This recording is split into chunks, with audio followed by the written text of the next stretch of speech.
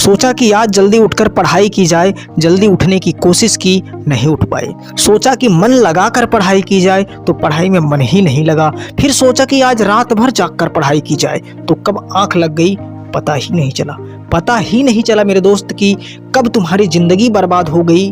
पर जब पता चलेगा तब बहुत देर हो चुकी होगी। तब पता चलेगा कि पढ़ना भी जरूरी था, तब पता चलेगा।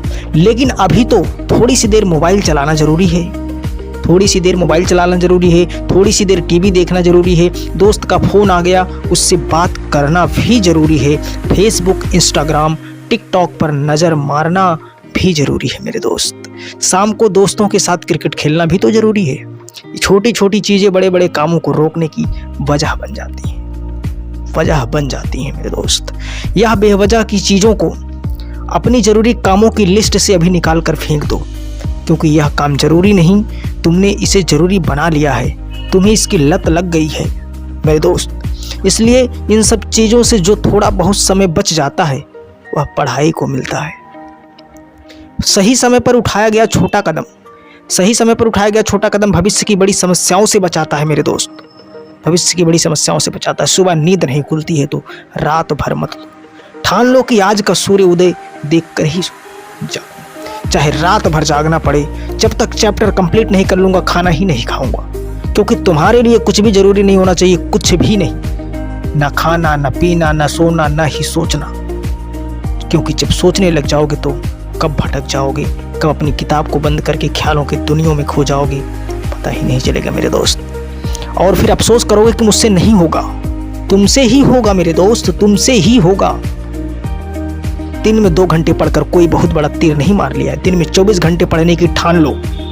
अब तुम कहोगे यह तो पागलपन है, तो दोस्त पागलपन भी जरूरी है पढ़ाई के साथ साथ। साधारण लोगों की तरह सोचोगे, साधारण लोगों की तरह काम करोगे, साधारण से टारगेट बनाओगे, साधारण सा टारगेट बनाओगे। सिर्फ बड़ी बड़ी बातें करने से कुछ नहीं होता मेरे दोस्त, कुछ नहीं होता। तो इस दुनिया में कोई ऐसा मुकाम या मंजिल नहीं है जो इंसान की पहुंच से बहुत दूर हो।